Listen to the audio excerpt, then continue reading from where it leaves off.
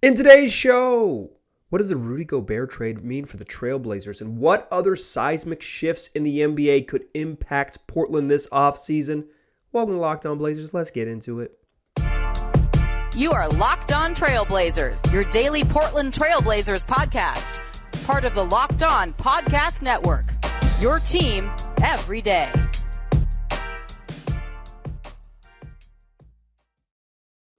What up, world? It's your past first point guard and Trailblazers reporter, Mike Richmond, and you are listening to another episode of Locked On Blazers, part of the Locked On Podcast Network, available wherever you get podcasts and also on YouTube. Thanks for making this show your first listen every single day. Start each and every weekday with Locked On Blazers, then tell your friends to do the same. Fun show for you today. This is Monday, July 4th's episode. For my loyalist listeners, coming out a little bit late because I was not home, but I'm back home and I'm back in the studio. So we got an episode coming in super hot on this holiday Monday here in the United States.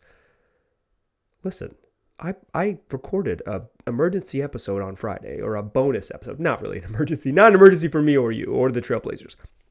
A bonus episode on Friday because the Blazers had agreed to a deal with Gary Payton overnight. They'd agreed to a deal with Jusuf Nurkic that morning. They'd kind of looking like they were filling out the squad, filled out the group a little bit.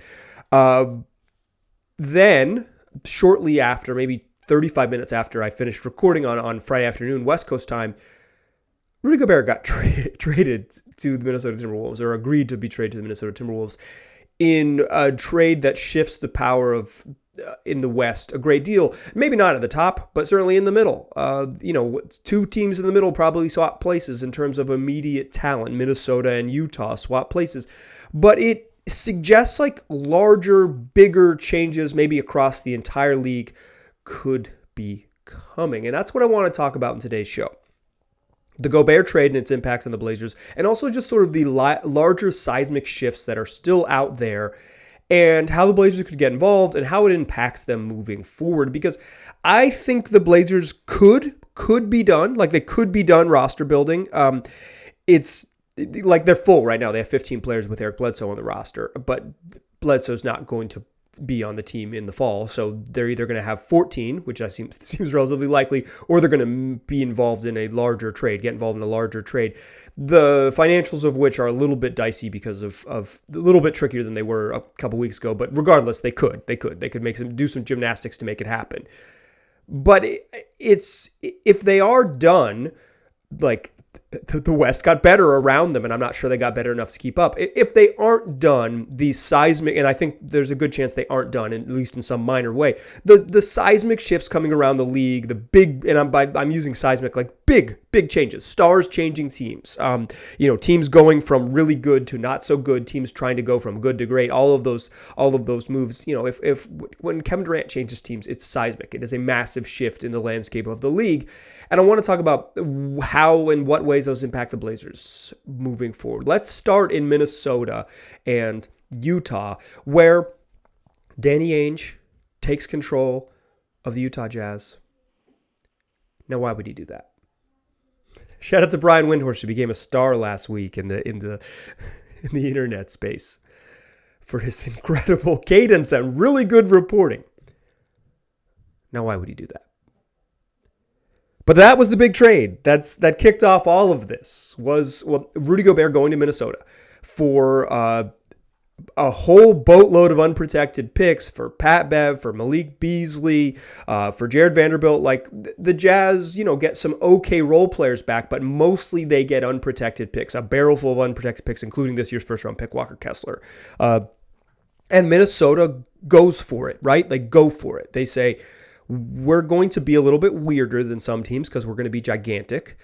Being big helps. Being big, you can still be big. I think more teams want to be medium. It's like, it's not small ball, it's the medium ball push. More teams want to be, everyone is 6'8", 6'6" to 6'9". The T-Wolves are going the other way. They're really big. Even D'Angelo Russell, who's not like a big person, at least has long arms. He fits the plan, even if he's not like super strong and big or anything. But they're big. Like, Anthony Edwards, Jane McDaniels, Karl-Anthony Towns, Rudy Gobert up front is large. They added Kyle Anderson in the offseason. He's like weirdly big for whatever position you think he plays. My initial reaction to this trade is that the T-Wolves jumped up from a low-level play-in team, and I think they'd be probably back there again if they just ran it back because they got a young core that's improving, and Karl-Anthony Towns kind of found his stride, and Anthony Edwards might be a star. It's a borderline all-star this year for sure.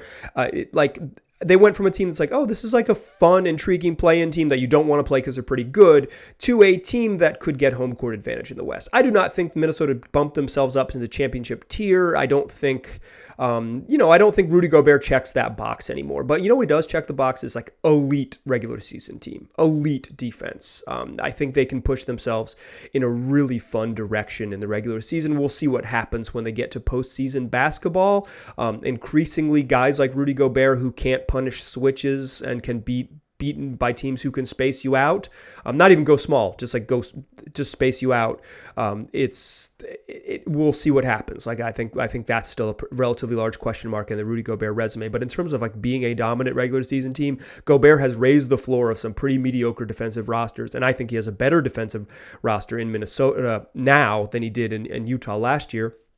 And they were like kind of had a down year, and they were a top 10 defense. So I think Minnesota takes a jump up from, the seventh best team in the West to potentially something higher than that. The West can be so damn crowded that you might be the fourth best team in the West, the third last game of the season, and then you end up seventh.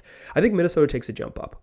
And I think importantly, Utah didn't get back stars. They got back pretty good role players. I'm not a big Pat Bev guy. I think he's one of the most overrated players in the league, but he's been a pretty consistent pesky defender. He gets after it on that end, even if I don't care for his personal style. Jared Vanderbilt's a fun player, but a weird undersized 5. Malik Beasley's a very competent wing, but competency is probably what he maxes out at, is like highly competent shooter. Utah got worse. And importantly, Utah maybe set themselves up to tear this whole thing down. According to reports specifically from Mark Stein on his newsletter, you can find it on Substack, is that Utah has been sending out the message that they are resistant to trading Donovan Mitchell. But when you trade for 4 unprotected picks and you don't get a star back with your all-star, even if you're hosting the all-star game in Salt Lake City and you desperately want to have a representative, if the right package comes, you might tear it down. So I think Utah, one of those teams that did have home court advantage, one of the good teams in the West last year, and certainly over the last 3 years, one of the very, very good regular season teams who's kind of flamed out in the playoffs and needed this change of pace for sure to be certain, they took a step back. Minnesota takes a step forward. Utah takes a step back. Portland still probably sits, probably above Utah's overall talent level right now, but we'll see. I would say Portland's better than on paper right now than the current Jazz team for sure. For my money, better, but worse on paper than the Minnesota team that's just going to be gigantic and really big, and the Blazers are specifically not big, intentionally so, but maybe not smartly so. But that's not the only seismic shift happening. That trade, the Gobert trade, and the potential that Donovan Mitchell could be on the move sends ripples throughout the damn league about what could be next. So let's talk about what could be next and how that impacts the Blazers now that we've kind of looked at the big trades that impact them in the West. But first, let me tell you about Bet Online, the place where you can become an expert better, an informed and smarter better. You go to betonline.net right now. You'll get to sign up for a free account. You'll get to read insider articles and tips and all of the info you need to become a more informed better so they can help you win. And they can help you win on everything with more lines, more props, more odds than they've ever had before on everything. You can bet on the NBA offseason every single day. You can bet on MLB. You can bet on the MLS. You can bet on the NWSL. You can bet on whatever you're looking for, combat sports, golf, tennis, you're going to find it. So don't wait. Go to betonline.net today. That's BetOnline, where the game starts. All right.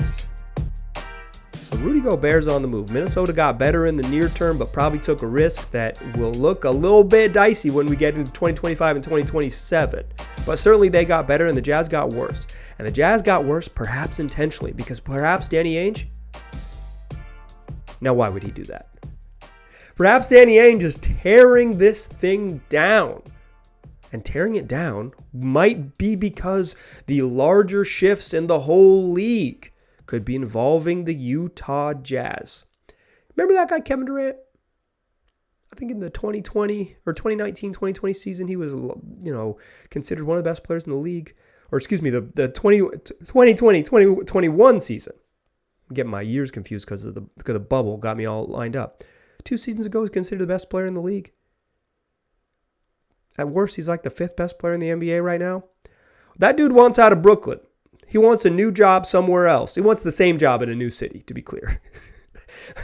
He doesn't want a new job. He wants the same job. He wants the same job in a new city. He wants out. And it looks like the Brooklyn Nets are going to acquiesce him to some extent. Trade him where he wants to go because it's maybe untenable. That means that they also might trade Kyrie Irving. It seems like the Kyrie Irving for Russell Westbrook swap has legs and will maybe eventually be consummated to some form or fashion. But it's trickier than that, y'all. Because the Brooklyn Nets owe all of their draft picks to the Houston Rockets. They can't really be bad. They don't they're starting over, tearing it down and starting over doesn't work for them. They don't own any of their draft picks. If they're bad, they're just gifting the Rockets powers. Great. It has been a great couple weeks for the Houston Rockets. Just them gambling on Brooklyn imploding worked, y'all. Congratulations to Rafael Stone and company down there in Houston. That gamble certainly paid off pretty quickly. Also, I kind of think every 10 years trading with the Brooklyn Nets to add a super team together, get in on that deal because it gets messy in a hurry. See the rise of the Celtics over the last decade and maybe the rise of the Rockets over this next decade, fueled by the Brooklyn Nets. Hubris? Is that what this is? Silliness? Something. Lack of foresight? Risk profile? I don't exactly know what it is. But in general, the Kevin Durant stuff hangs over the league because it's going to affect everywhere. In fact, if Brooklyn's going to tear it down, there's been some reporting that they would be after Donovan Mitchell. But they can't trade for Donovan Mitchell due to some CBA rules that doesn't allow for them to acquire Donovan Mitchell via trade when they've already had Ben Simmons on the roster acquired via trade. So that means if they want to trade for Donovan Mitchell, Ben Simmons could be on the move. That means Kyrie Irving, Kevin Durant, Ben Simmons, Donovan Mitchell, Russell Westbrook, potentially DeAndre Ayton, Mikal Bridges, Cam Johnson in Phoenix could all be on the move. That's seismic shifts that change the league. I mean, you're like, yeah, no, I know. I'm listening to a Blazer podcast in July. I know what's happening. I think this is important for the Blazers for a couple reasons. One, could drastically change who's really good in the West. Like if Kevin Durant ends up in Phoenix and not Miami, Phoenix, the best team in the West last year, is right back there in the best team in the West. They might lose a whole bunch of depth and some of their superpowers may be zapped a little bit. But, you put Devin Booker and Kevin Durant and potentially Chris Paul on the same team, I am going to wager that they will be at least, at a minimum, very good. Maybe not win a championship because it's hard to do that over the course of a long season, particularly with a bunch of, couple 30-year-olds in the roster, 33-plus-year-olds in the roster, but sure, like in the championship conversation, a very, very, very good basketball team. If Kevin Durant goes elsewhere, Phoenix has a weird situation with whatever they do with DeAndre Ayton. He doesn't seem like he's coming back to Phoenix because he already would have. They're holding him out for these seismic shifts, right? If the Lakers flip Russell Westbrook to Kyrie Irving, as mercurial and bizarre as Kyrie Irving is, he is a better basketball player than Russell Westbrook. They're going to get better. Wherever Russell Westbrook goes, they're going to get more triple-doubly, and I congratulate them for that. If Donovan Mitchell is included in this trade, Utah is going to be straight up bad on purpose, which sometimes is the right move. Many of you kind of want the Blazers to take that route, and Utah might load up with something like 9 draft picks over the next 5 seasons and a whole bunch of cap space that they won't use because the team is located in Salt Lake City, Utah.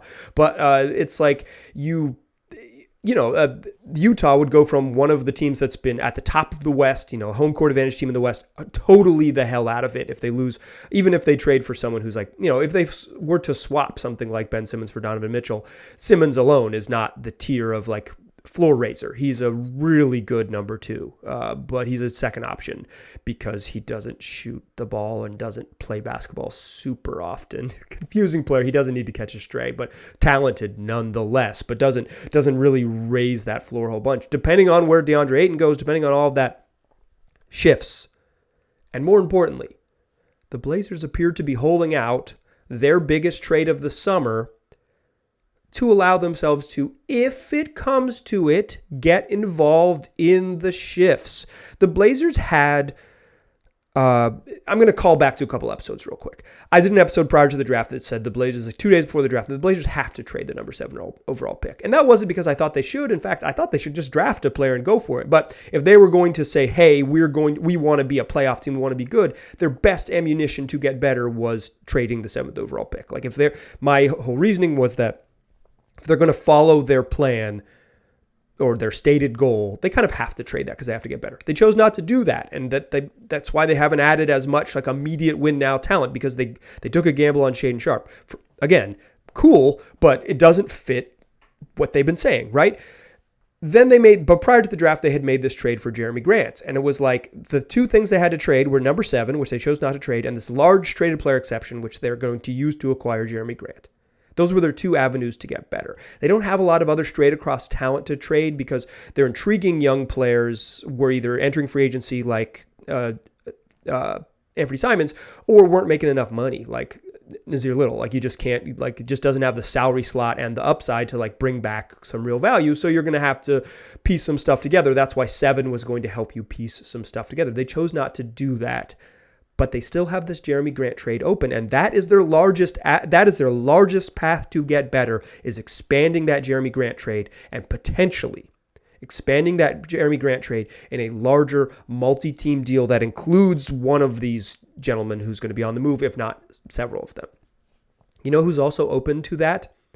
The Detroit Pistons. That's why the trade hasn't gone through. They're keeping it open because they've agreed to the sort of basics of the deal, right? Like the parameters are agreed upon, but the Pistons set themselves up to be a team that can absorb bad salary in order to take on some sweeteners. That's their whole sort of path. Since then, they've also agreed to get Alec Burks and Nerlens Noel, who are either going to help the Pistons in their quest to be not particularly good but competent, or also be moved either now or in the future. They've got themselves at one point they've used some of it with signings, but had the most cap space of any team in the league. Like the Pistons are totally open to keeping the trade open because they could absorb more stuff and get more sweeteners for their troubles. And the Blazers' best path to getting better, because they didn't trade 7 and because they didn't sign and trade Nurk and they didn't sign and trade Ant, is expanding this larger trade some way, somehow. Now, there's some cap gymnastics they're going to have to do because they use the mid-level exception and they're going to be up against the apron, which is like a $157 million total salary. And we'll get to the sort of math stuff when things shake out and we see the final deals and final numbers on what Ant and Nurk's stuff looks like. We can talk like specifics of the CBA, but for now, just in general, it looks like the Blazers are setting themselves up to wait on these big seismic shifts, to wait on what happens with Durant, to wait on what happens in Utah with Donovan Mitchell, to wait on what happens with Phoenix with those gentlemen, to wait on what happens in LA with Russell Westbrook, and not to receive any of the big names, to be sure, but to facilitate something else by keeping this trade open. Maybe they can include Eric Bledsoe in it. Maybe they can include, Justice Winslow in it. Maybe they can include some back half of the roster guys like Dede Louzada or Keon Johnson or Greg Brown to get involved in a larger trade that allows them to continue to upgrade the roster. Portland is in no rush to consummate that deal. Detroit is in no rush to consummate that deal. The rest of the league, at least according to reporting from Mark Stein, is kind of just waiting on what happens with Kevin Durant, because after that might happen, there might be a scramble to add more players because somebody got good, somebody lost some players, and you need to add rotation level free agents either add rotation level players either via free agency or via trades. I've now used via both in this podcast, so it shows you how consistent I am with that word. Everyone in the league will be impacted by what happens with the biggest trades, with Kyrie and with Kevin Durant and with DeAndre Ayton and with potentially Ben Simmons and potentially Donovan Mitchell. Everybody will because the shift of power, and Portland is holding itself out to be involved if necessary, or because there's no rush to. They can just bring Jerami Grant in and give him a physical in a couple weeks whenever the trade goes through, next week, right? Like they can wait till this coming Friday and, hey, it didn't work. Kevin Durant went elsewhere. Press go on the trade. Submit it to the league office. We can get there. Like they're being patient and they're watching the league because the whole damn league is watching what happens with these massive shifts. And as Brian Windhorst first went on ESPN and kind of sagely predicted what's happening in Utah, this is going to be the big shift. Phoenix and Brooklyn have to watch what's happening in Utah. Shortly thereafter, Utah traded 4 picks and they have shifted what is open for the rest of the league. I was going to say balance of power, but I know this isn't balance of power. They've shifted balance of talent a little bit in the middle of the Western Conference, and they have created a new landing spot and a new trade potential for both a star player like Donovan Mitchell and a whole boatload of draft picks like they just received or agreed to receive from the Minnesota Timberwolves. Now, why would they do that? Shout out to Wendy, who gave us a great meme, gave me a new phrase. Now, why would they do that? That I'm going to just constantly be using on this podcast. And also pointed us in the direction of like big changes are coming in the league, and it's Portland, among every other group, has to pay attention to see how they can get involved or how they'll have to react once that trade goes through. I'm looking at the Blazers roster and they got to get bigger, regardless of what they do. Let's talk about that to close the show. But first, let me tell you about RockAuto.com, the family business, specializing in helping do-it-yourselfers for over 20 years, 2 decades of experience helping you save time and money, real time, because chain auto parts stores and dealerships just, they can't carry everything you need, and they can't do the volume that a company born online can handle. And Rock Auto specializes in saving you money. Compared to the chain auto parts stores and your car dealerships, you're talking 30, 50, or even 100% savings when you shop at rockauto.com. So head on over to their website right now. Check out all the parts available for your car or truck. And make sure you write Locked On in their How Did You Hear About Us box while you're there, so that way they know we sent you. Amazing selection, reliably low prices, all the parts your car will ever need. rockauto.com. Still a pass first point guard. Still Mike Richmond. You are still listening to Locked On Blazers. We talked about the shifts coming in the league and why the Blazers are keeping the Jerami Grant trade open, keeping all of that stuff open, because on July 6th, contracts will go official. There's some order of operations stuff that mattered across the league for who you sign when, what you do when to make to make the trades legal, the transactions legal, and all those things. All of the stuff signed over this week are just agreements, and then teams got to go through the important order of operations to preserve their cap space, make things legal, get the trades in when it matters. Like that stuff matters, and so the league and the Blazers maybe specifically will be patient with that stuff. But regardless of their patience, this team has to get a little bit bigger. I mentioned I was going to do callbacks to some previous episodes, and to call back to this one real quick. I did an ideal offseason. That was last Wednesday's show, came out Thursday morning, June 30th. It's called The Ideal Offseason, a plan for Portland's summer. You know what I did in that ideal offseason? I added 3 centers to the roster. I am of the belief the Blazers need to get bigger. Yusuf Nurkic, Isaiah Hartenstein, Damian Jones were all part of my ideal offseason. I truly believe Portland needs to get bigger, like straight up. The forward class on the market is relatively weak, so like for me, adding centers was the path. One, because Yusuf Nurkic, even if he's fully healthy, is like a 30-minute-a-night guy max, 28 to 30-minute-a-night guy max. You need 20 other minutes of center. Two, Nurkic had some health issues. I think you need to sort of know that durability has been an issue for him, and whether he's sitting out for injury or to rest, you need competent backup centers. I like Drew Eubanks. I think he's a really fun story. It's incredibly cool that the Shaq of Troutdale is back in Portland on a full-time deal. I just don't think he's like a quality backup center in the league. I am happy to be wrong about that, and when Drew Eubanks proves me wrong, I will eat crow. Probably not on mic or on the thing, but I will admit, like I'm if you listen to the podcast a long time, I am very comfortable admitting when I'm wrong about stuff. I'm not really a hot take guy. I try to logic it out, and when my logic fails, I admit it. But right now, am I sitting here with the logic? I don't think Drew Eubanks is a good enough backup center to make this team particularly competitive. And if nothing else, they are too small. Unless Greg Brown takes a big leap this year and is a really solid NBA rotation player, which I did not see at the end of last season, they're too small. Justice Winslow and Nasir Little are fun and versatile defenders.